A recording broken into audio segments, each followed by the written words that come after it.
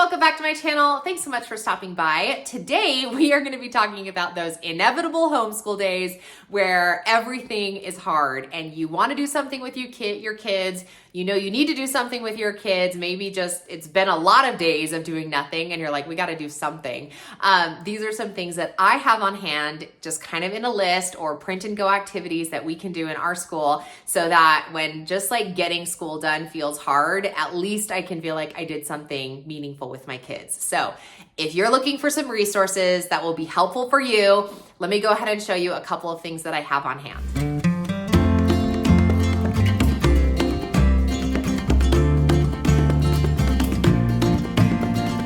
All right, my first SOS tip that I want to give you is don't be married to your curriculum. Do not feel like you have to finish every single lesson in that book. I have friends who are recently in the homeschool world, and I have had to continually remind them that in public school, it's very rare that teachers will finish every single lesson in their textbook or in the curriculum, even that they perhaps have planned. In my high school days, back when I was teaching public school, I taught history, and so there was a natural flow of things that we wanted to accomplish. However, within that given unit, we may miss, this point or that because we're just needing to get finished.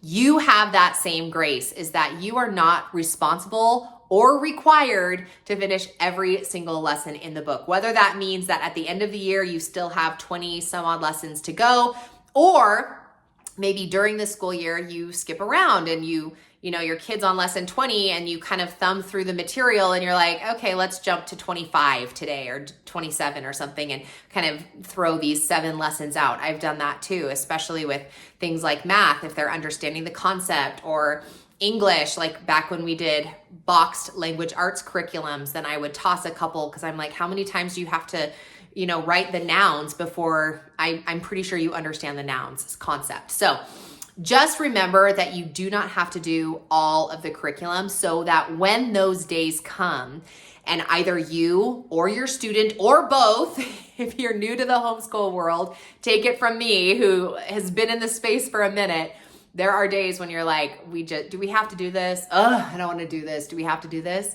In those instances, the answer is no, you don't have to do it. You can do something else and still count it as work or as an educational day, okay?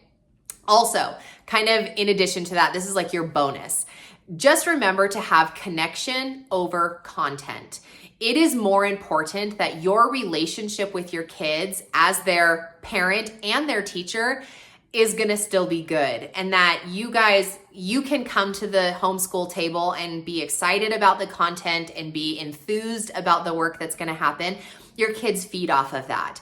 When you come to the table with the attitude of like, oh, this is so hard, they can know that. You should tell them that, because guess what? They feel like that too. So seeing that in their parent is going to be like, it's not weird for me to come to the table and not want to do something, right? Then how we approach that is like, look, I don't really want to do this, so let's cut off the fluff, so to speak. And I know that like as homeschoolers, we may not have as much fluff as public school does, but there are things that you can be like, okay, we're not going to do Word Craft Wednesday today, or we're not going to do whatever, fill in the blank, right? Or we're not going to pull out our vocabulary book. Okay, we don't need a million examples, but instead, let's do something else that might be a little bit more enjoyable. So it's okay that you have those days, and just remember connection over content. How do you have or establish that connection? One way that you can do it is just say, guess what? This is a hard day for me, or I had a really busy day yesterday, or I'm not feeling well, or whatever the reasoning is. Say, let's just go sit on the couch and read a couple chapters in the book that we're in. We did that back when we were reading Robin Hood. And some days, especially towards the end of the year when you're just trying to get through the material, like let's just get to summer already. I found that we would just sit down and be like, and we would typically read 1 chapter a day, but occasionally I would say, let's just sit and read 3 chapters today and then we can be done and call it school. I'd throw my kids on their math lesson if I felt really ambitious.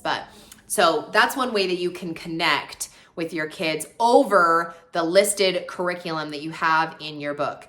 Those of us who are perfectionists, that is something that we have to kind of work through, but just know the overall theme is you are the captain of your ship. You get to decide what school will look like one day after the next. And if you have 1 day, 2 days, a whole week where you're just doing, SOS schooling, as I like to call it, or, baseline schooling, then that's okay. It's fine. We've had a whole year of that, if we're going to be honest. Not too long ago, I had a part-time job, which turned into a very full-time part-time job. And I was spending so much time doing that my kids' education really did take the back burner, and they were doing baseline schooling for basically a whole year. And guess what? We all survived. So, okay, that was a very long tip number 1, but tip number 1 is don't be married to your curriculum. Don't feel so, committed to finishing every lesson, and to really make sure you focus on that connection over content. That's tip number 1. Tip number 2 is my favorite print and go, put it in front of the kids activity. This is something where I'm like, I want to be a little bit hands off. I don't want to I want to give them their independent learning. I'm not dragging myself through the mud, but I'm definitely not interested in a science experiment, if you know what I mean. I have these, I just have a folder of these brochures in my caddy on the side here. And there will be days where I'm like, instead of all of this science, let's just do an animal research report, AKA creature report, as my kids call it.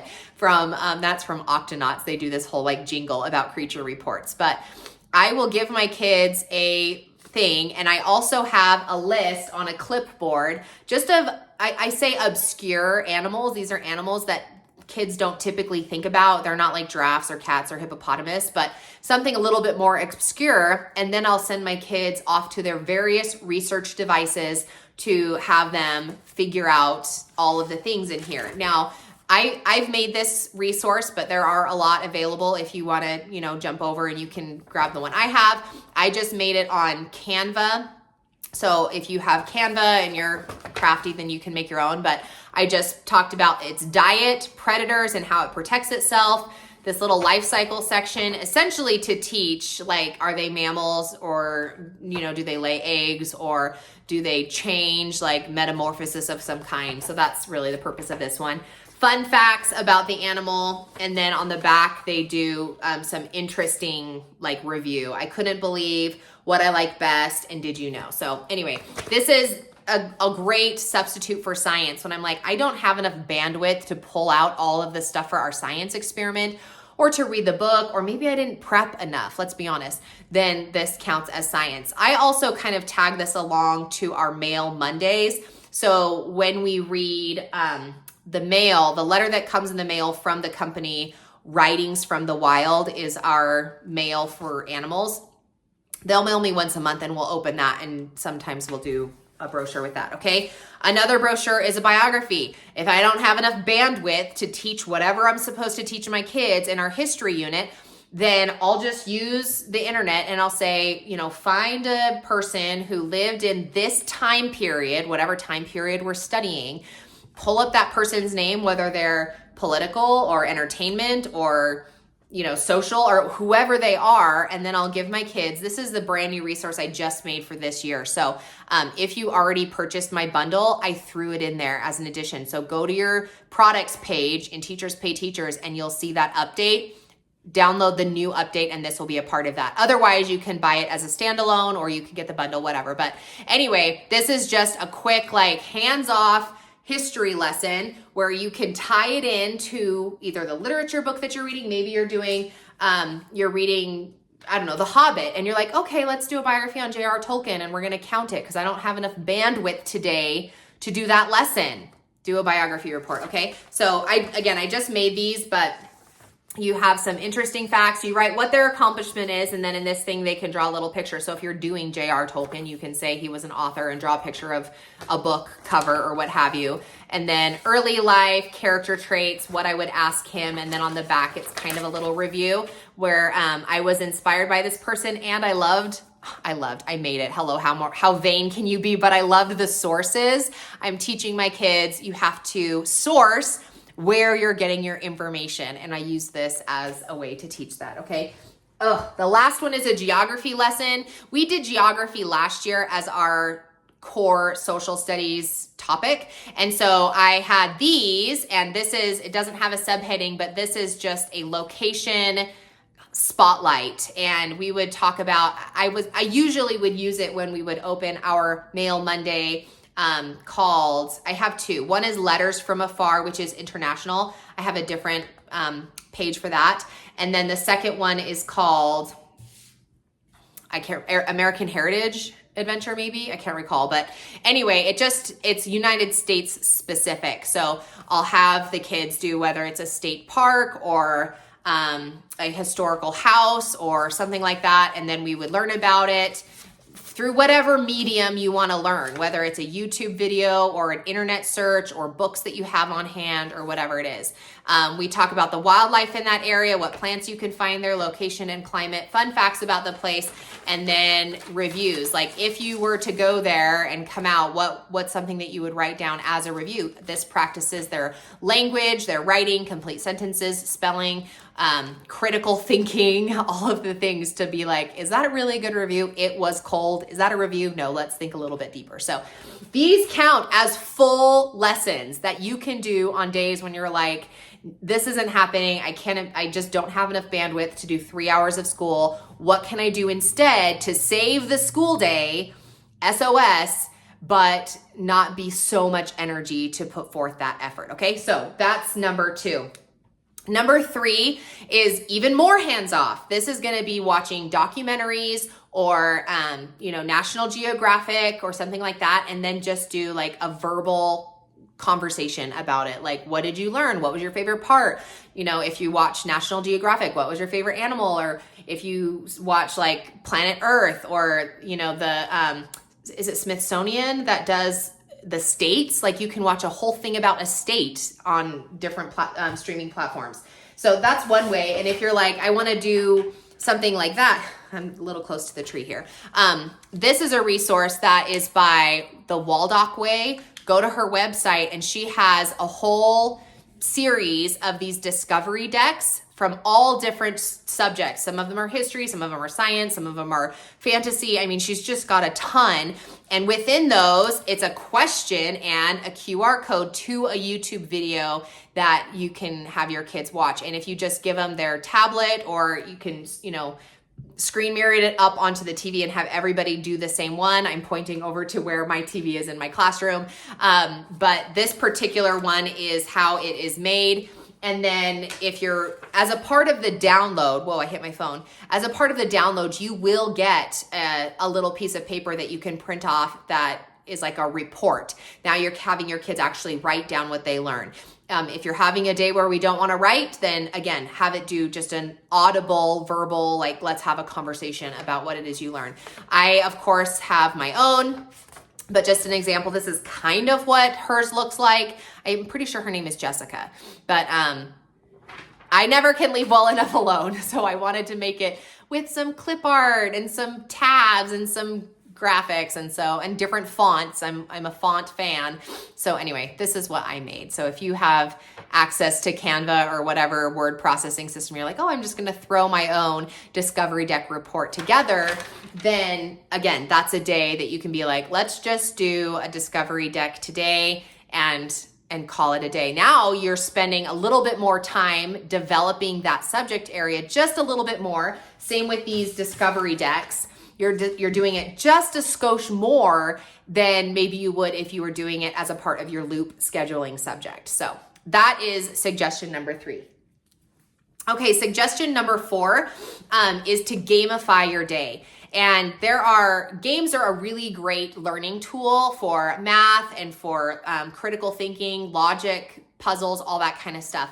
I actually invested, I should have brought them here to show you, but I just invested in a stack, maybe 3 or 4 different logic puzzle style books that my kids can do on days where we're like, we need to do something, but I don't know what to do. It's just to gamify the school day, especially like Friday will probably be a more gamified school day, because by the time we get to the end of the week, all of us are spent. I'm spent, they're spent. that sometimes doing another 3-hour lesson of all the subjects is just too much. I'm like, nobody's going to accomplish and nothing's going to be absorbed. So instead, we may do a history game. One of the ones we loved to play back when we were doing geography last year was Trekking the World. And we'd pull that out, and it was just a great way to learn about the Earth and different landmarks there and all that kind of stuff. This year I have Trekking Through History. It's the same creators, but a different, scene, I guess. Because we're doing history, like American history, we're going to do Trekking Through History, which is more of an approach, I suspect, I haven't opened it yet, of a world history approach, but that's another really good one. And then even just simple games like Uno or Phase 10 or some kind of dice variation game. There's all kinds of good games that you can have. And then, of course, logic puzzles specifically is fantastic for test prep, for standardized testing. So we're doing some pretty specific test prep curriculum this year. And logic puzzles, when I was listening to the presentation about it, she really emphasized get your kids doing logic puzzles regularly so that they can strengthen those skill sets. Thus, when they go to take standardized tests, whether it be in academia or for their job or anything really, when, performance reviews, that sort of thing, then you can take those standardized testing and do well on them because you understand the skill of taking standardized tests. So that's going to be your tip number 4, is to gamify your school day through either logic puzzles, board games, card games, dice games. There's just a plethora of games in the world that all count as education, and sometimes we forget that. There are education specific games. If you go to what's that website that has Payday is one of the ones that I'm thinking of. But anyway, there's lots of different options. So search around, have them on hand so that when Friday shows up, inevitably, and you're like, I don't have enough energy to build a volcano out of paper mache, then you can be like, let's just do something else. Okay. My last one is the easiest of them all. And I have this in my back pocket for those moments when we're like, we just need something else. And this can be an audiobook. Throw in an audiobook and get the kids' hands moving, whether that's giving them paper and having them do art, or giving them some comic book templates and have them build a comic book, giving them Lego and have them build Lego. Put them in the car, turn on the audiobook, and go for a drive up the canyon or to the coast or whatever pretty site is that you have. Drive to the park and, roam around, whatever it is. So that counts too. If you can't even bring yourself to sit on the couch and read aloud, the kids are at each other's throats, whatever it is. This is just the dynamics of homeschool, right? And the more kids you have, the more chaotic it can feel. That it's okay if there are days when you just listen to an audiobook and have the kids busy doing some kind of creative craft or whatever, have them folding laundry, have them sorting socks, have them whatever.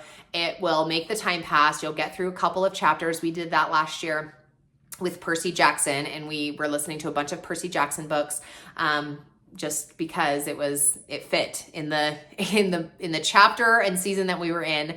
It fit. So whether you're going through stress or busyness or health conditions or new babies or whatever it is, then that's a really good kind of sideline. Have it in your back pocket. And it counts as a save our school day. I got to do something so that I don't feel riddled with guilt as a homeschool mom, and then you can pick it up again the next day and hit your lesson planning strong the next day. So those are my 5 tips. Hopefully one of them was helpful for you or new or something that you hadn't thought about. And can I just encourage you that it really is okay if you have a lot of days where all your kids are doing are brochures, where all your kids are doing are discovery decks or something of that nature. It's okay, because there will be good days when you pick up your lesson plan and you actually go through all of the things that you want to teach your kids, or you actually do breeze through the curriculum.